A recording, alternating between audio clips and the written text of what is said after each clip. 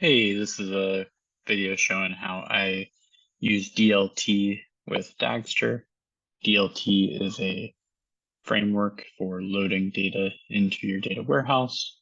It's an alternative to tools like Fivetran or Airbyte, or just writing your own code from scratch. And uh, it basically helps you prevent recreating the wheel.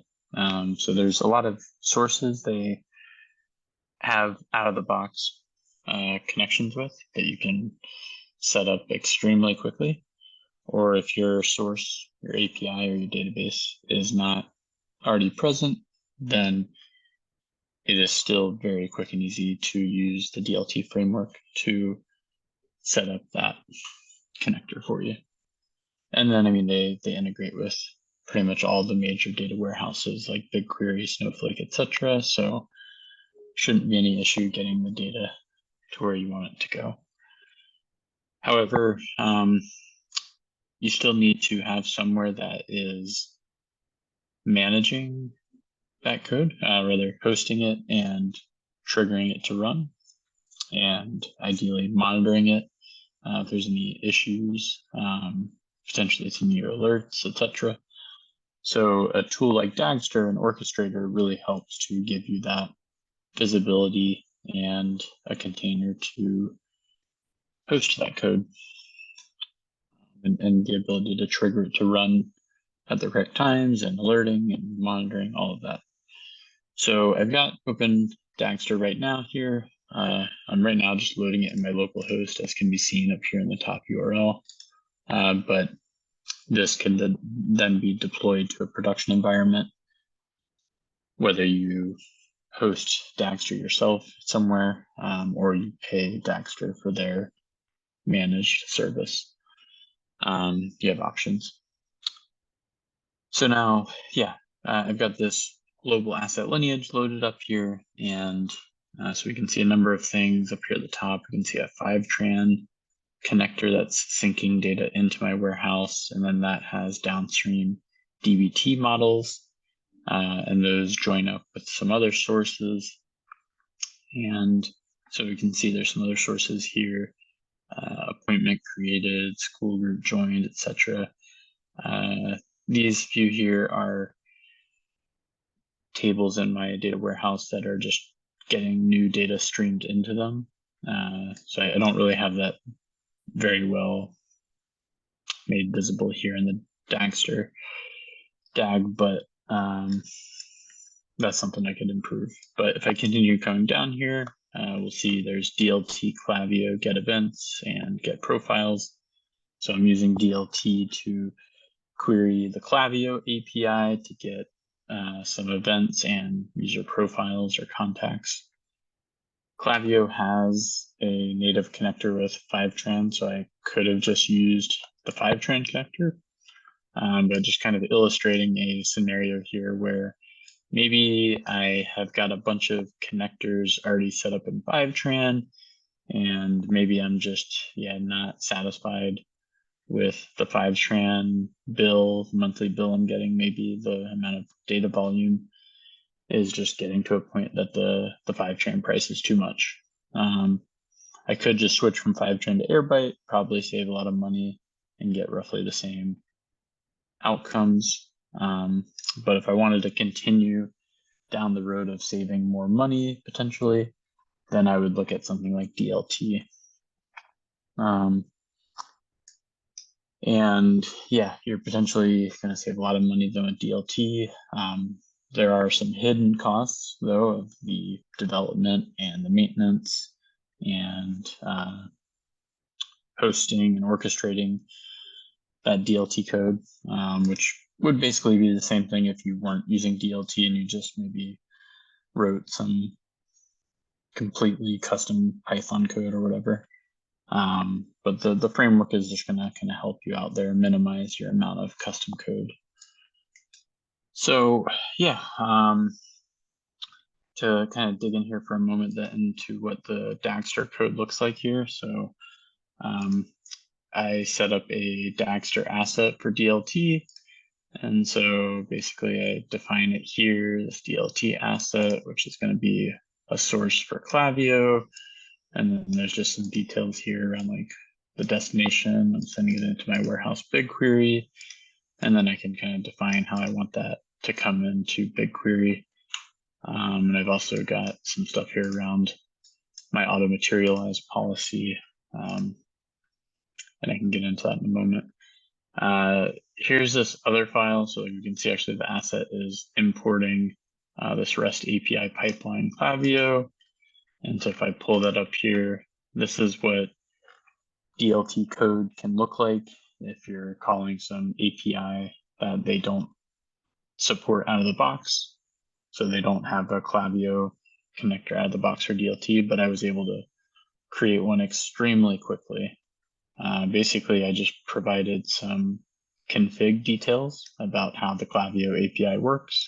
So, you have your base URL, and then you have some kind of authentication process and what my particular API key is, maybe some extra headers, how that API handles pagination, like if I need to make multiple API calls to get all of my contacts, at 100 records at a time.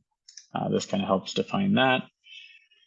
And then the real meat of it is the list of resources or API endpoints that I want to call and how I want to map those into different table names in my warehouse. So right now, I'm just getting the list of events and profiles, and that's it. DLT even has a tool to make it easier to generate this code for APIs if you have a API spec file from that API documentation. I tried it out with Klaviyo. It didn't quite work. So I just went ahead and kind of put this together quickly. You just kind of need to experiment with that. But their documentation will walk you through how to kind of get all this set up. And once you kind of do it for one, then you'll be able to do it for the next API a lot quicker. And so, yeah, that kind of takes care of that. And then just quickly to look at how I've got this set up for Fivetran, I basically just say which connector it is, like where I'm putting things into the table. Then DBT, I'm using actually DBT Cloud here, which is debatable whether you want to use DBT Cloud if you're using something like an orchestrator like Dagster. You could just use DBT Core, the open source version of DBT, without paying for DBT Cloud. Not going to get into the pros and cons of that with Dagster in this video, but this is just kind of how I'm defining those different assets. And then one of the really cool things about Dagster here is here on like one of the kind of final assets that I'm really looking for here at the end of my DAG is this Mart user profiles model in DBT. And what I did is I defined a freshness policy so that I arbitrarily set this to half an hour. And so we can see it's saying it's overdue. And what this says then is just basically every half hour, I want to make sure that my Mart user profiles model is materialized with data upstream of it within the past 30 minutes. And so Dagster will then work backwards to make sure that all those upstream dependencies are materializing ahead of time. And if it were to be running late and not being able to meet that freshness policy, it will alert me, maybe via email or Slack or something. And that could be something I can intervene to fix. This is in contrast to more traditional orchestrators that are considered imperative orchestrators. Dagster is considered a declarative orchestrator, where, I just declare this end result on this end asset, and then it works backwards. The imperative orchestrators like Airflow, those are going to be where you have to explicitly define all of your tasks in the workflow and kind of what time each of those tasks need to run. So it's kind of like more the traditional cron job scheduling where you say, okay, I'm going to have this task run at this time, and then the downstream task after that's going to run a little bit later, like an hour later, and then the next one will be an hour after that. With Dagster, I don't have to do any of that. I just, again, purely set this one asset here and then the policy around it, and then all the upstream stuff will be scheduled accordingly.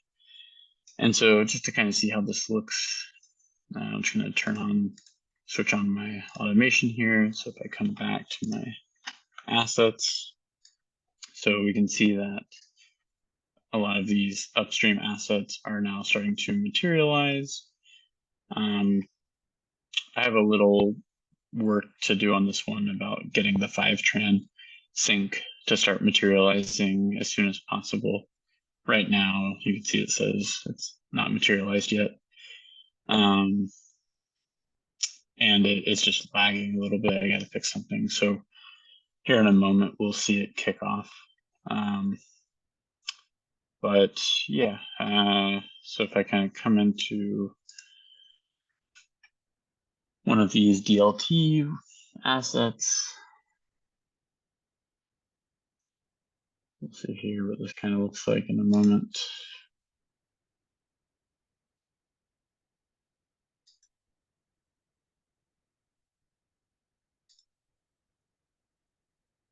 Okay, there we go.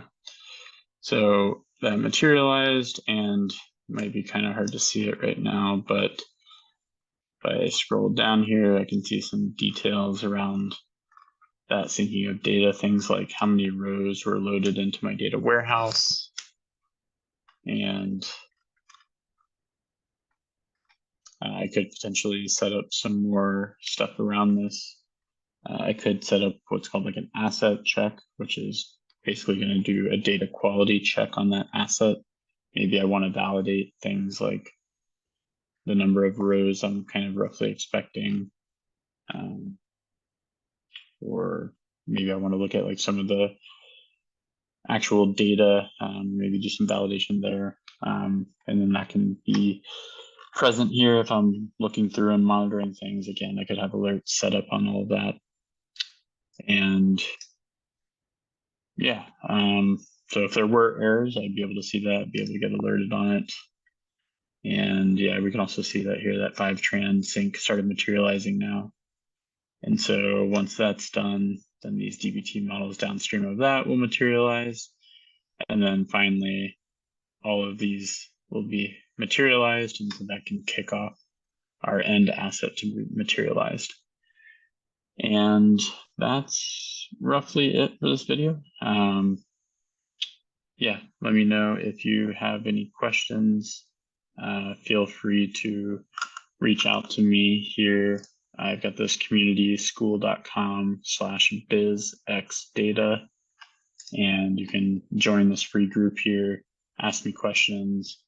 And for a limited time right now, I'm meeting one-on-one with people up to 5 hours on Zoom to walk them through setting up anything kind of like this with modern data stacks or CDPs, customer data platforms.